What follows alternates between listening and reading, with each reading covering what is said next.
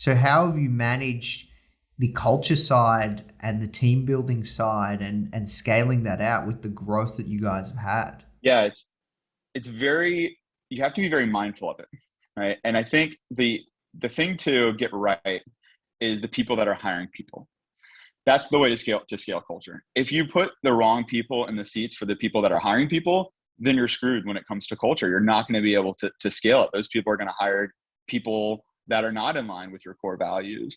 So you've got to, as a smaller company, when we were up to, I'd say 100 employees, we were gatekeeping every hire still, or making sure we're like, are they in line with our culture? They have, this incredible like work spirit and energy about them. And these types of things, we look for several different traits. And when you find that, you kind of create your own culture, right? You create what it means to work at a company, to work at Clickup. And when you have that, as long as you have the people that are hiring people that know your culture and can understand how to hire for it, then you can scale it, right? But there still is, obviously when you're not in person, it is harder to develop connection with people, right? And that's plain and simple. It's you simply have a very different connection. It's kind of superficial until you meet somebody in person, right? You can still kind of develop a connection, you can understand people, but it's a little bit superficial until you actually meet them in person.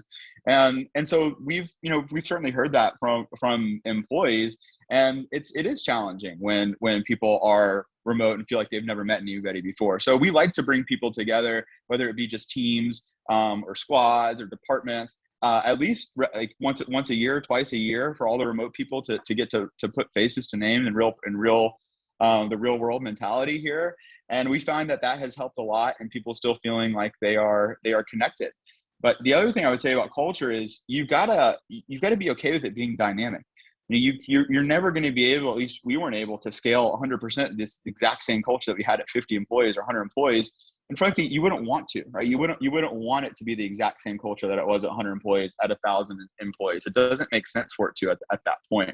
You've got to grow up from like that really scrappy startup mentality. There's a balance, but you've got to change a little bit. And so for us, we actually change our core values every quarter. Not all of them. We usually just make small changes, small tweaks every quarter, but it's based on like where our business is and what problems we're trying to solve now and what we're coaching people on. That's what your core values should be, is how you coach people. Hey Founder Fam, we hope that you loved that clip. If you did, you can click through right here to watch the full interview.